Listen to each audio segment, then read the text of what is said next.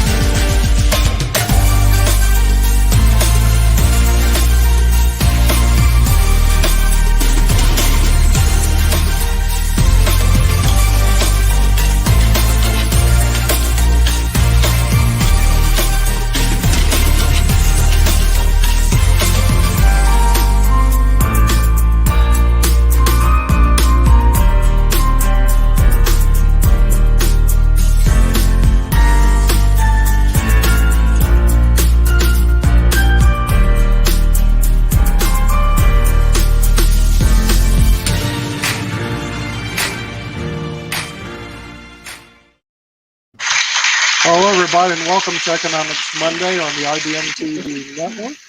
I'm your host, Nick Palavita, and along with Peter Bennett, Ben Banerjee, and Sasha Starr, we're going to be discussing the economy, and this will end our season.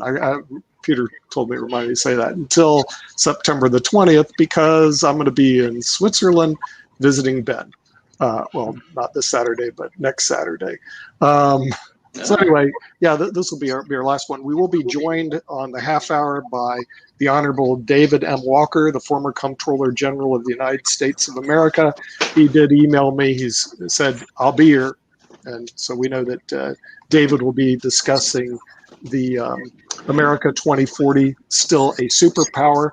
But we do have Ben Banerjee, the head of the Swiss Impact Investment Association in Zug, Switzerland. I'll never be able to pronounce it right. But Ben, you may want to give us an update on what's going on our great European vacation, because when I'm looking at it, I've already had some problems. Fires in Greece. My airline went under, Alitalia. So when I fly to Greece, I have to come back through the KLM Royal Dutch Airlines because Alitalia went under and canceled the flight. Wow. COVID is everywhere. There's protest in Paris, and I got a 3-day layover in Paris. And I'm going like, and then COVID's everywhere. So maybe you can give us an update on what's going on in the great European Union, Ben, because my wife is going, is it safe to go over there now? I mean, what's happening over there, Ben?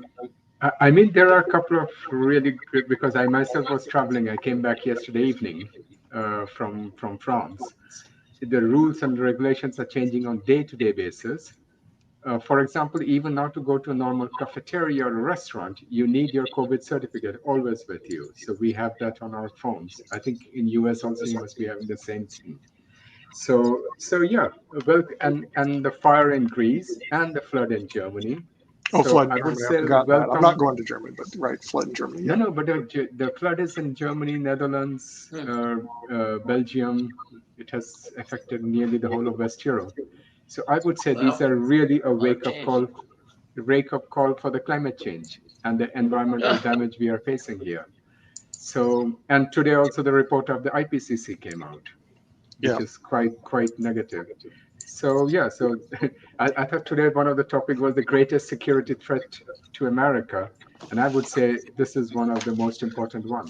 The climate change is a massive threat, whether it is economically or military in every way. So I think that's a stand-in position. But yes, please keep up to date with day-to-day information before coming, because it's not, European Union doesn't function as one entity. It's every country for itself. So each and every country is coming with new rules and regulations every day. Right. I do have my my COVID-19 card from the CDC, so I'm carrying it with me. I made backup copies for everything. And my wife was very concerned, especially about the fires in Greece, whether or not we should take that flight down. I said, look, I don't know. But once we get there, then I'll know.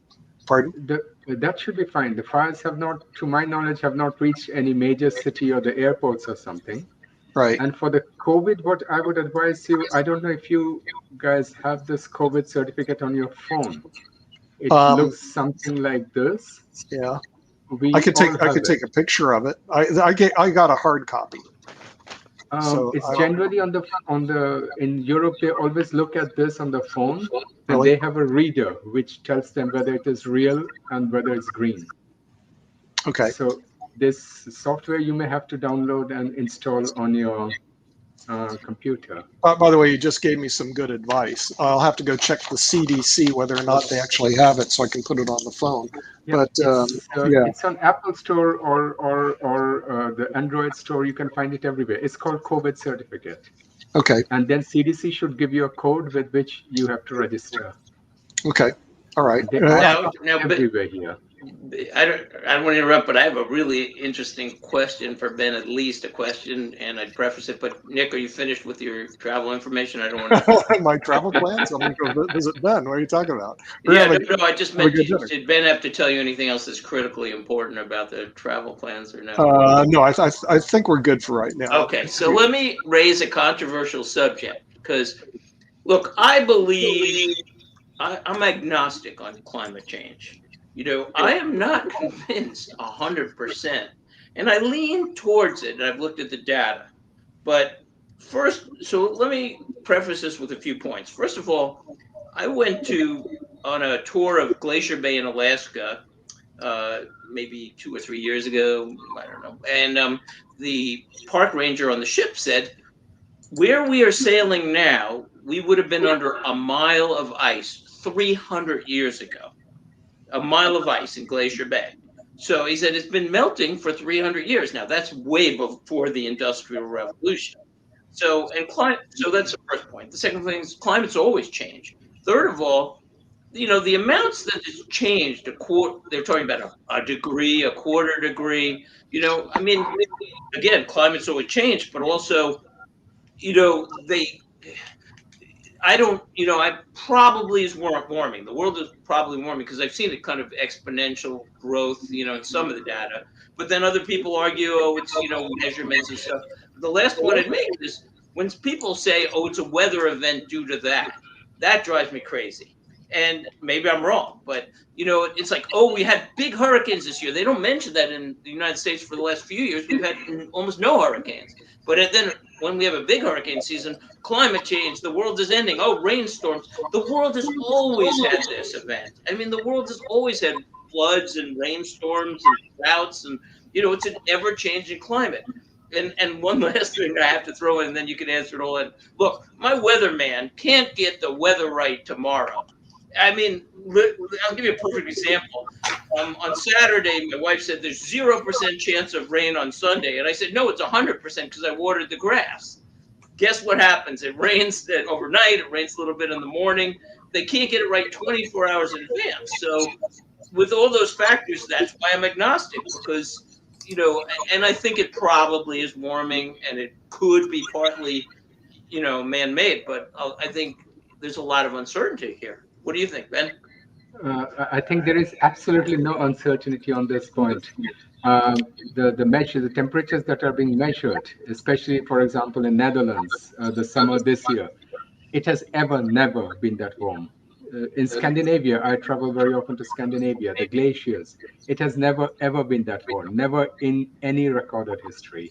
So this 0.25 or 5% is, that's another point which I want to come to, but I'll come to it later. But the temperature peaks which we are reaching every year, it is breaking the record of previously.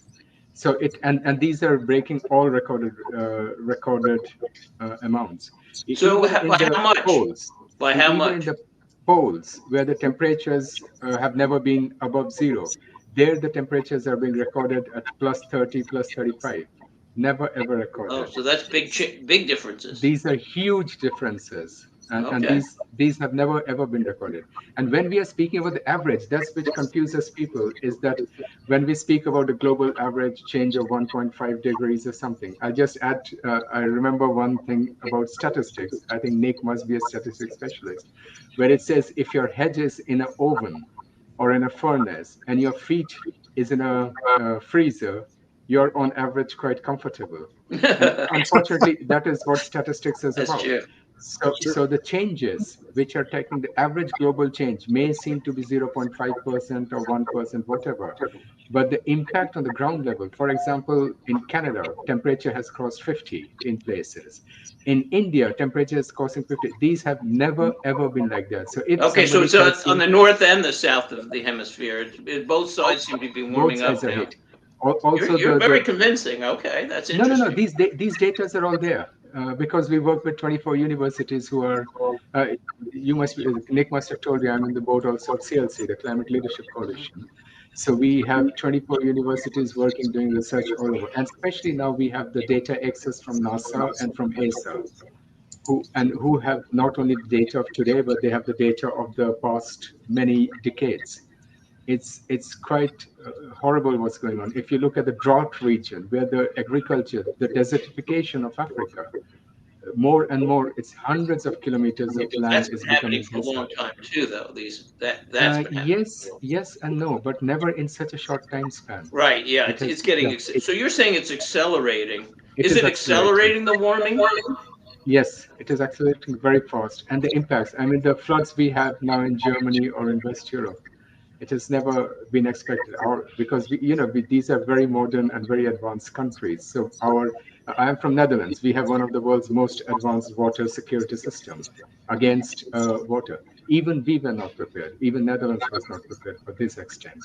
So it is Uh, building up too fast. Ben, and also I read in that report that all these changes are irreversible. Is that true? Is that what you believe? If we do not do something drastic in the next 5 years, most of these changes are becoming irreversible. And if you forget all the changes about the human life and everything, forget it. And even if you look at only on the economical aspect, the economical damage is immense. Just on climate change, we are losing. I thought it was $3 or $4 trillion per year, the damage which is caused worldwide, and it is being accelerated, especially with things like forest fire. Forest fire is accelerating the damage. Loss of biodiversity. Biodiversity contributes nearly 20 trillion every year to our economy. But the way it is shrinking, it cannot contribute, it cannot keep on contributing that kind of amounts of money into our economy. Where is our economy going to get these monies from? Ben, Interesting. and one thing, what I've read it in a book by Yuval Harari, lessons, 21 lessons for 21st century, I think, that the tragedy is that no one country in the world can do anything about climate change at all. It's only a cooperation of all countries. They Yeah, can change the yeah. picture. It's not too late now. It could be done, but Mhm. any single country or even 5 countries or 7 countries, they're helpless against that.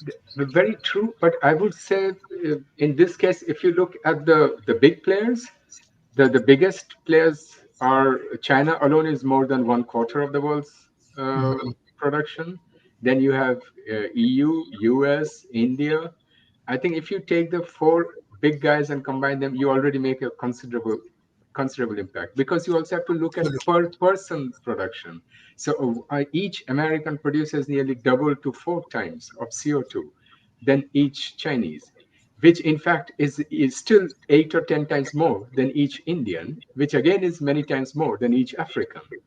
You see, this So is a dilemma, Ben, which you raise, which is, let's say you're a country, like China or India, but especially China, which, look, China's doing a quarter of the pollution of the world, you said, and I knew it was high.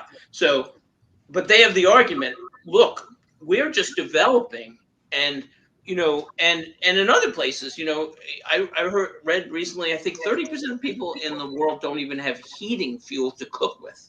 mhm. So you say, let's say you're a poor African country or you're a China, and you say, look at all our poor people. Look at our people. Why shouldn't we have the American standard? But Exactly. but China's not doing anything about. They won't. They have no obligations under this European agreement. Pretty much, it's like, okay, in the future maybe we'll do something. So they're asking the developed countries to do all the work, but they're growing so quickly.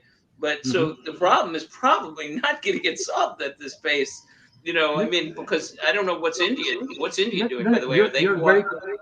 I mean, I'll come to India. You're very correct about China. That China it wants to achieve the same or wants to have the same for its citizens what the developed world has, and there has been a pure link about development or life standard with the CO2 right? emission. So the richer the people get, the more CO2 emission comes. But that can be broken. That has already been broken by countries like United Kingdom and Finland, that their life standard is increasing, but the CO2 emission is not increasing. CO2 emission decreasing. Now coming back to China, Right, but yes, that's from a indeed. very high level. In other No, words, let exactly. me make that point. I mean, I understand what you're saying, and this whole thing is fascinating. But so let's say, I have a car or I have a two-car family, and we get an engine that's more efficient, or we switch to EVs, which may be more energy efficient. So now, okay, I've reduced my carbon footprint from, 10 on a scale of 1 to 10 to 8. But Yeah, then the people in China are like, but I'm at a 1, or maybe in China I'm at a 2 or a 3, and I want to move up to a 6. And yeah, in Africa, maybe we're at a 0, and we want to move up to a 1 or a 2. yeah. So But it's but very, but it's a China. big dilemma. What I wanted to add about China is already moving extremely fast towards green energy. They Yeah. are already the fastest, the biggest green energy producers. They are in the wind energy. So we should. This whole idea that China is behind is not true. They are really converting fast. Well, In they're our making efforts, but they're also, Yeah, but I could tell you now because on the investing show we cover this yeah, more, and I'm a big energy. I look at energy a lot, and I could tell you from the other side, the energy usage uh, forecasts, yeah. and first of all, China, yeah, they're doing that, but they're also making deals in Africa to get oil, and I was just going to say that yeah, yes, and they they are can reduce exporting it. by getting rid of coal. So, Yeah, but if you look at, like, for instance, the EIA, the Energy Information Administration yeah, forecast of world usage, because I use that in the investing show. We're yeah. Modern Investing with Sasha. That's our stock show and options and dividend Ben, info. you're welcome to And It's, come it's, on. it's a yeah, great I'm show. plugging it. Yeah, exactly. Right. So I love to plug it. So, on our investing show, we look at energy, and I'm a big energy investor. I mean, Yeah. I have about 22% now in my portfolio in certain pipelines, and but I looked at all the forecasts over and over again because I don't want to lose a lot of money if Mhm. and the forecasts are basically for natural gas to be about much higher in 2040 and 2050, maybe Yeah. a third higher. Coal to drop, but not even that much. But Mhm. it's dropping. But and then oil to be about flat, in 30 years, 40 years. And so, maybe oil will be down. I wouldn't be surprised. Coal could go down further. But when you look at total fossil fuels, what you have is two factors: more efficiency, but more growth around the world Yeah. in developed, non-developed countries, and more people who are, entering the energy market. So it's a real battle. Energy is very interesting because we have funds in energy. They're how do you say it? Producing more than 25% per year interest rate. We have a couple of funds, and in our TV show also we had the owner of one of the Europe's biggest energy company who came. That the energy is an extremely important field, and this is where also the difference is going to make. If you look at Rockefellers or things who are completely disinvesting from the fossil fuel, that energy is more and more all over the world. The trend is moving towards renewable energies, and it is catching up fast. EU is catching up, China is catching up, everybody. On the other hand, if you look at the coal and the fossil fuel, that is going more very fast towards stranded assets. So as an investor, because we also are investing in energies, Mhm. as an investor, fossil fuel is a dead investment. Most of the Oh, banks here are already starting to pull out. you see, that's the So talk, but that's not the reality. I don't think so and I'll tell you why. Because I think solar and wind are becoming a larger percentage of the pie. yeah, There's no doubt about it. And there may yeah, be very good investments there too, although I can't quite figure those out. But because they're already high priced and, assuming growth in the future. But if you look at the fact that, okay, it's becoming a bigger piece of the pie, but the pie is growing much bigger. yeah, right. We're about to have, I think it was the forecast for this year now, next quarter, next year, the most oil demand ever. We're approaching that. And I know, So and that is what is the scary part, because right, that's what I'm saying. It's a so you say, okay, we'll do more solar, more wind, more this, but the problem is, well, there's multiple problems. One is, well, there's so many problems from an that I know from the investment standpoint. First of all, the increased usage around the world. Mhm. Growing populations. Look, that is the biggest problem. we're 7 the billion usage. now. In 2050, they're saying 9 billion. That's Yeah. 2 billion more people. Right. That's 25% more people using energy to begin with. Right. Second of all, a lot of these solutions may or may not work that well because, for instance, take EVs. EVs are the wave of the future in cars because, Yeah. first of all, you can't have a driverless car unless it's an EV, which is an interesting fact because they have to be run by so it's natural gas, but in the end, and electricity. Well, let me rephrase. It's electricity, but it's getting it from a utility, which is probably burning natural gas, or some other fuels. But Nuclear's not in been every going to country. what? If you look at Norway has the biggest EV coverage. They are getting the electricity from hydroelectric or geothermal. So Europe is paying very much attention to where the electricity for the EV cars are coming from. Yeah, And Europe's EV doing is a one better of the job in many solutions. ways than the rest of Yeah. the world. EV is one of the solutions. You also have the hydrogen, which is also now coming up very fast all over But Europe. again, the EV has to be powered, and so but admittedly, look, Germany's had a lot of nuclear And plants, coal. which is very mixed opinion. Obviously, a lot of people, Yeah. there's been a lot of reductions in the United States of nuclear because they're afraid, what if it blows up? Fukushima in Japan, so that's a tough situation. Plus, with all the thing, okay, let's do solar. Let's do, take solar. How much silver do we have? And EVs too, by the way. Is there going to be shortages of lithium? Is there going to be shortages of silver? There's a lot of The questions heavy about metal. what the cost of these things are going to be. And And also, it's and yeah. I was going to say windmills. It turns out that building a windmill may take more energy, the building of it, than it saves. But there is technologies coming up which is cheaper, and by the solar, what you mentioned is these are how do you say, supply-oriented energy production. But in Europe, if I look only at Europe, Greece is a small country, itself gets enough solar energy to be able to give the energy to fulfill all the demands of Germany, France put together. Just Really? Greece. Wow. Yeah, so much In sun what they have. year? In what year? No, they have it already now. They do not have the production capacity yet, but the Oh. sun is there. So So do you think there will be shortages in solar material like silver and other things that they use, or you think yes, but there is it'll work alternatives itself coming out? up. There are also a lot of alternatives coming up for that. For getting, because the problem with the EVs is that you need charging stations, and these charging stations are a huge investment. And what you mentioned yourself is correct, that the initial investment to renewable energy is always very high. But for that purpose, now all the financial institutions, I don't know if you read that EU is banning all petroleum-driven cars, petrol and diesel in 10 years' time. No, I All did banned. not know that. No, I think Wow. half of them, only 50%. I think 50% will be still allowed to be gasoline and diesel driven. No more production. So it will Yes, take time to no more phase it production. out. You're right. Yeah, Yeah, yeah, yeah. What it about will take time to sales? phase Well, it what out. about sales? Can they go to? It will collapse because What? already, for example, if you now it's completely when we were looking for cars or something and looking at it's completely unadvised to buy a diesel car anymore, because you can buy it, you will get it, but tomorrow when you want to sell it 5 years or 2 years or Oh, 3 yeah, years the later, value will go down. Yeah. nobody will buy it, Oh, because interesting. and in most of the cities in Europe or at this moment already, you can't come with a diesel car. In Germany, most cities don't allow diesel cars to come in. You No, have to you know leave what? your From car an outside. investment standpoint, this is fascinating. By the way, this just helped me a lot because I made a move. I'm always trying to stay with the natural gas oriented investments Yeah.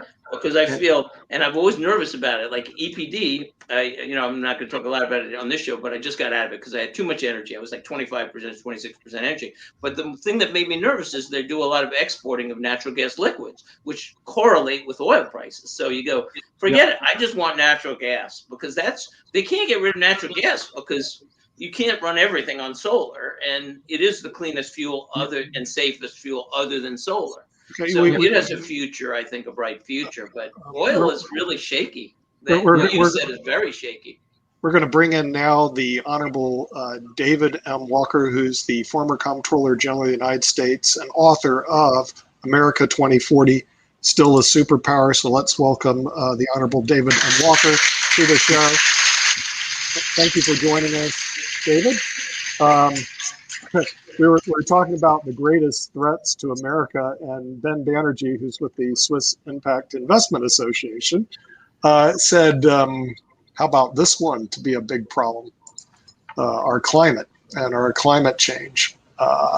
So what are your thoughts about this, David? And what are the thoughts of you? Climate change is a real issue. It is a challenge. We can debate how much of it is attributable to man. Some of it clearly is. My understanding is within the last 2 weeks, UK scientists have issued a study saying that the average temperature on Earth actually went down in the last 5 years, not up. But we know that the oceans are rising. We know that in certain parts of the world, climate change is having an impact on not just temperatures, but also, water supplies and the amount of rainfall that you get. It's having an impact on the severity of hurricanes and cyclones and other types of weather events. And so it's real, at the same point in time, we need to balance environmental and economic considerations. And one of the things that I came in on the tail end of is, the United States used to be energy independent, and that was a big priority for us. And now all of a sudden we're taking a number of steps that are making us dependent again. And one of the big debates we have right now that I heard you talking about is electric vehicles. And I don't recall when the automobile was invented that the U.S. government ended up building gas stations all around the country. And I don't think the U.S. government ought to be building recharging stations all around the country. One of the concerns that I really have is the government now is getting the business of spending money on things that don't generate revenues, and yet letting the private sector benefit from all the revenues. So you privatize all the gains, you socialize all the losses. That's not a sustainable strategy over time. And I agree, by the way, with Peter that natural gas is got to have a bright future. It's the cleanest of the fossil fuels, and it's got to have a bright future.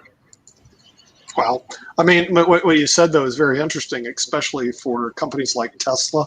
That we look at that on Economics Monday. Its price earnings ratio is like 1,000, sometimes as high as 1,500. It's out the door, David, in terms of the PE ratios. However, if the government of the United States is going to finance Tesla, which it looks like that's what's going on right now, because they finance their space mission. Now they're going to finance by putting in charging stations.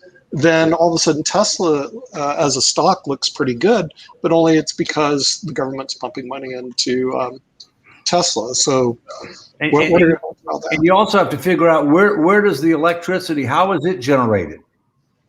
Mm-hmm. Mm-hmm. People think that electric cars are something magic. The electricity comes from someplace. What's the source of the fuel that generated the electricity? Yeah. A lot of we're moving from coal to natural gas. There's a limit. There's resistance to expanding the number of nuclear power plants, which is the cleanest. Although we have nuclear waste we've got to deal with. It's a huge problem. Okay. That we've got to come to grips with. So it's a real challenging situation. Ben, though, you had an interesting solution that Norway does. I found that to be interesting. How does Norway handle the financing, or basically the EVs that are out there? Yeah. I'll a couple of things, because the energy when you have an EV, you have to get it charged. And what Dave mentioned is correct. you have to pay attention to where the energy is coming from. And yes, indeed, we pay attention to where the energy is coming from, whether it is coming from coal power or hydroelectric or gas powered. This is one of the terms where you always look into it.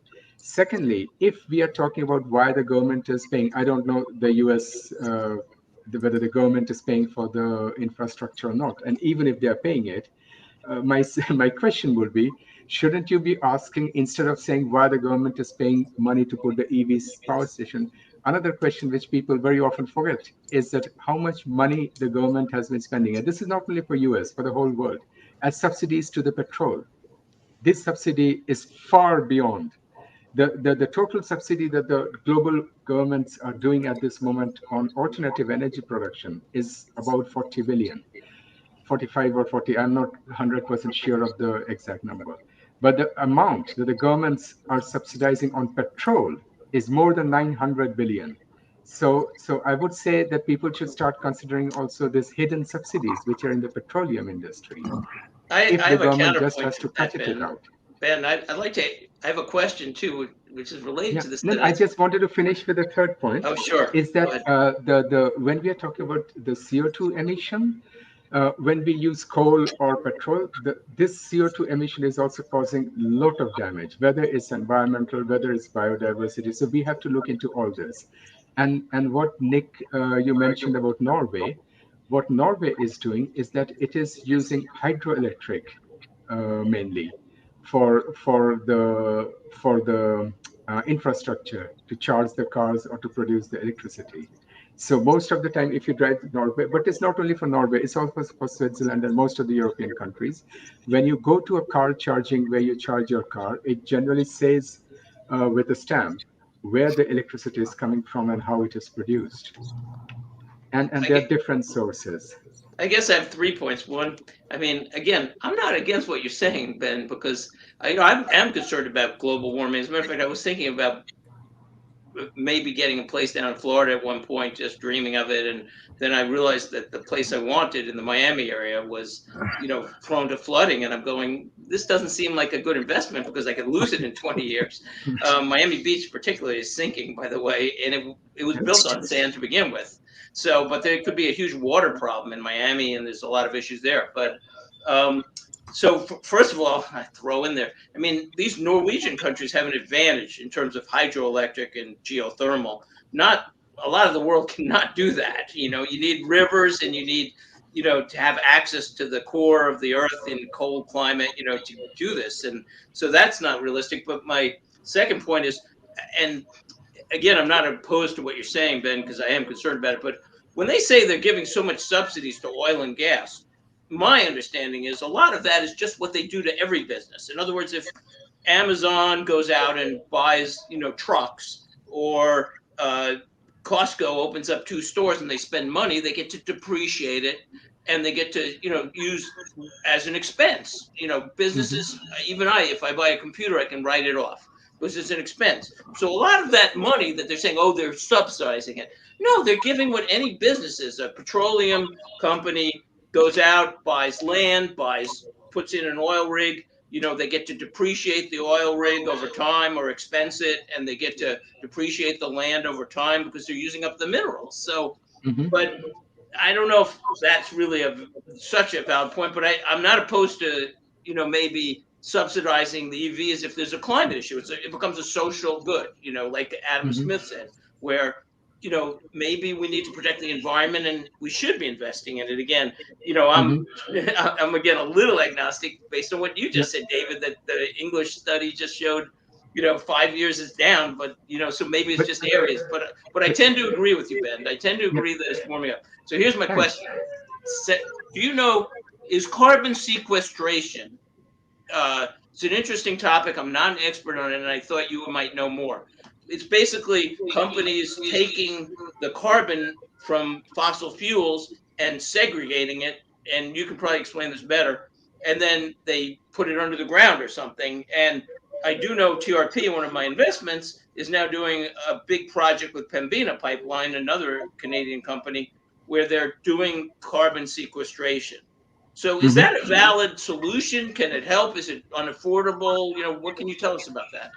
It's a small solution at this moment. You can't solve the whole problem with it, but very very small part of it with carbon sequestration, because we are working also on many solutions on that, and that there's innovation going on. People are looking into it. Is it very How to expensive? Is that why it can't grow? no Or no, it is not expensive. It's still not growing because people still do not have the capacity to do it, and the major till now the technology we know or what we have, it will need too much of land, and that land is not available yet. it So needs that is one land. of the issue. But there are ways. There are people who are trying to catch the carbon where it is being produced, like you yourself mentioned, at the production companies or at the power stations to catch the carbon there. Mhm. And but one of the solutions which is really people often do not pay enough attention is biosequestration, because forestry and plants are extremely efficient and extremely good at it. Or mangroves, they're extremely good at taking carbon out and putting it under the ground. So we don't have to only focus on technologies, but we can also use bio facilities which are available in the on our planet to sequester, to take the carbon out. And also don't forget the oceans. Every second breath we are taking, it thanks to the oceans. They provide us with 50% of the oxygen. So the oceans have also a massive capacity to take out CO2 from the atmosphere. Only problem is we are producing is much faster than all these can take it out. Let me jump in if I can, Nick. I think one of the things that we have to recognize as well is that climate change does not respect geopolitical boundaries, Yeah. and that the solutions need to be global solutions. And Western Europe can do, the EU can do what it wants, the United States can do what it wants to try to combat this. Other countries can, but if we don't get China, India, and the third world on board, we're Mhm. not going to solve the problem. And I guess the question that I would ask is, Ben, who's paying for the charging stations in Europe? I was just going to say, before you joined in, Dave, we were having the same discussion also about China and India. So we did go over these points about Good, how to hold them responsible, how good. to, but still the consumption of China, of course, is nearly a quarter of the whole world's consumption. Sorry, not consumption, production. But in Europe, who are so we discussed this point. Then, if you want, I can again repeat it. Just very quickly, please. That China is catching up very fast. So they are already greenifying their economy. They are the world's biggest wind energy, solar energy producers. So they are catching up very fast. They have outspaced Europe. They have outpaced US. So they are under the whole idea why China started with it is China, it's a very authoritative government. It is very, very touchy about its public and the public sentiment. And with the smog and the pollution that was happening in the major Chinese cities, the government could not come forward saying that, oops, sorry, it is such a big problem, we can't solve it. So that's why they jumped in and they started cleaning up. So China is greenifying faster than nearly any country in the world. Well, they're also an oil importing country, so they've got an incentive. They are exporting a lot. Yeah, That's right. what Europe also did. That's Right. all. So that's one part. And then your second question you mentioned is, how is Europe financing it? Europe is financing it mainly because these investments are also creating jobs, are creating far more. I don't know the real numbers. For example, California, what I last read, more people are working in renewable energies than in the fossil fuel industry. So in Europe, there's huge amount of work being created by this innovative companies coming up, and the infrastructures are being paid or by the many of them, you would be surprised, by oil companies themselves. Yeah, So most of the oil companies have put aside huge funds for investments in renewable.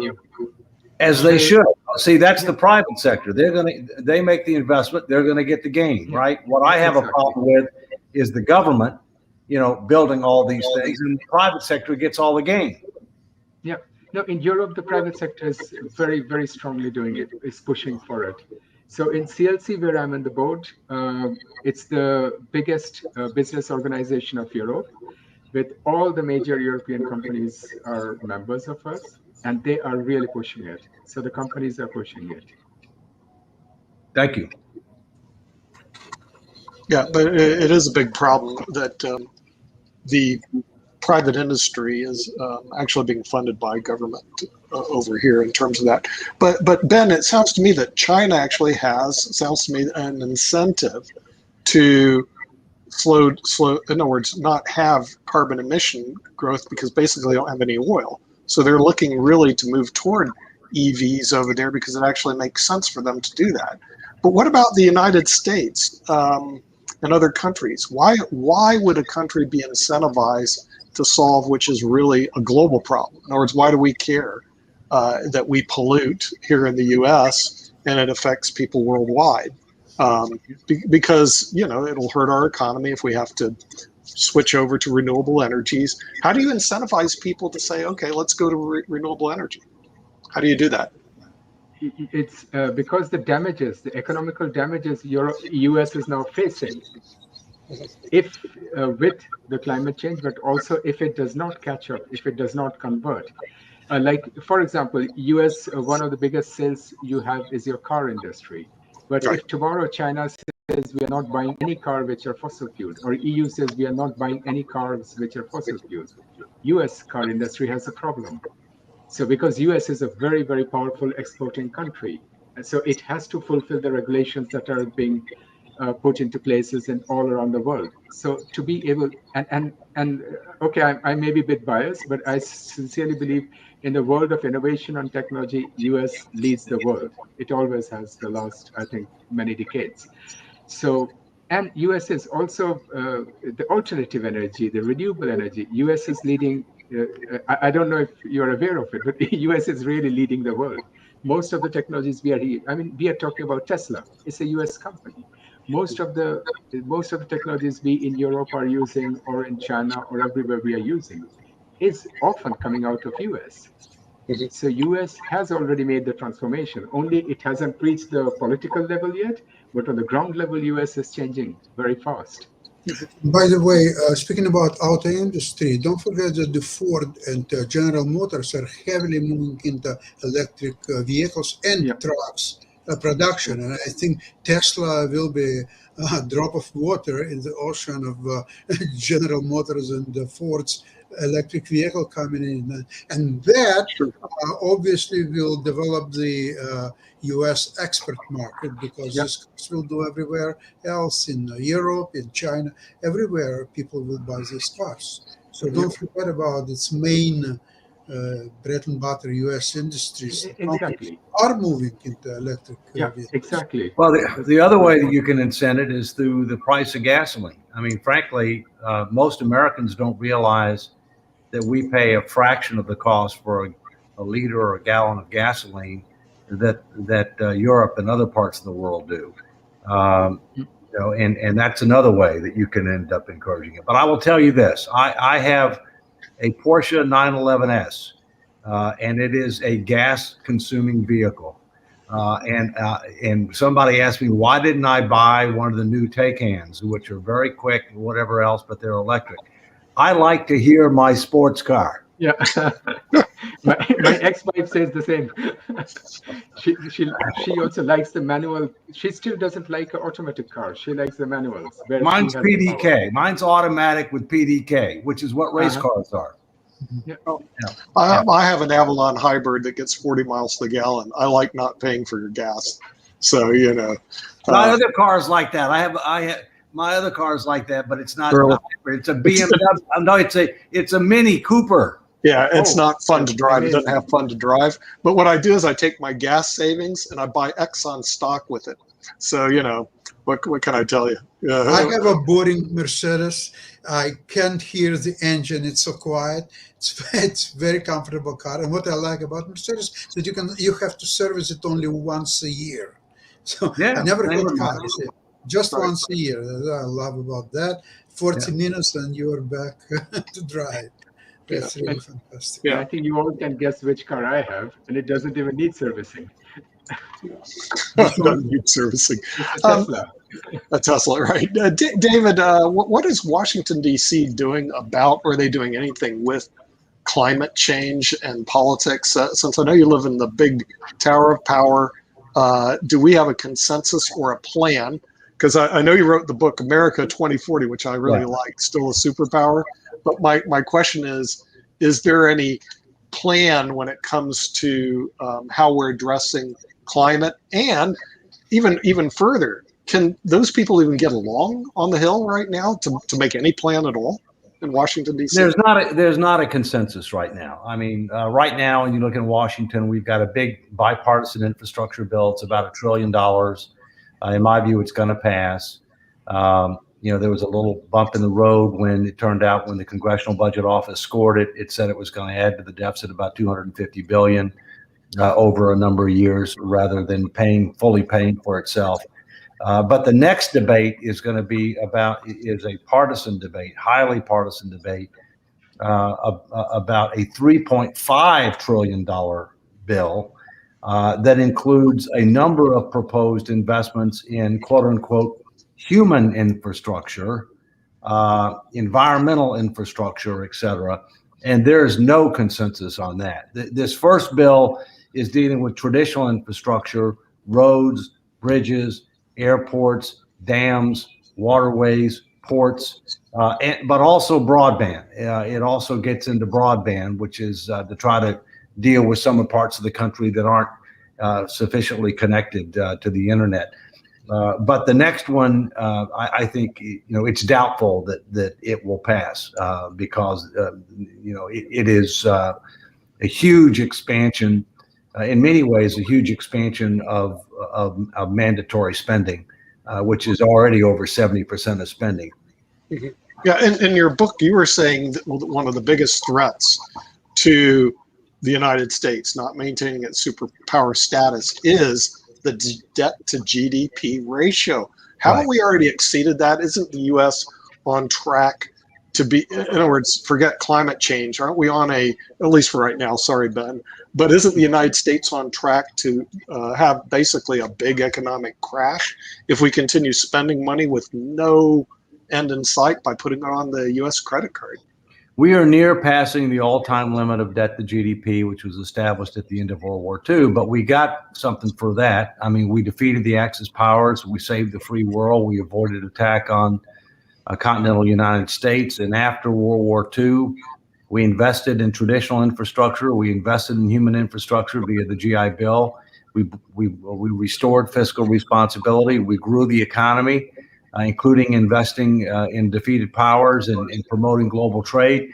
And debt to GDP plummeted from about 106% to 35% by 1980. But now we're about at the 106 again.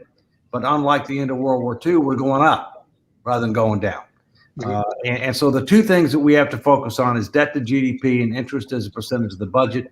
Interest as a percentage of the budget is not a problem right now, because interest rates are not market rates, they're artificially low, and the Fed is engaged in unprecedented actions of buying most of the new U.S. debt. So we don't have market forces really working right now, and so we've got to come to grips with this. And frankly, the last thing that we need is to increase mandatory spending. Mandatory spending is almost impossible to reverse. As I say in the book, I think there's only two things that shouldn't have an annual cap on spending. Number one is Social Security, because you can manage it in a way that you don't need an annual cap. And secondly, interest, because you can't cap it. You got to pay what the market says. Everything else ought to have a cap on how much you're going to spend. You don't write blank checks, especially when you're in a situation as we are. And by the way, we need to spend more on investments, but a lot less on consumption.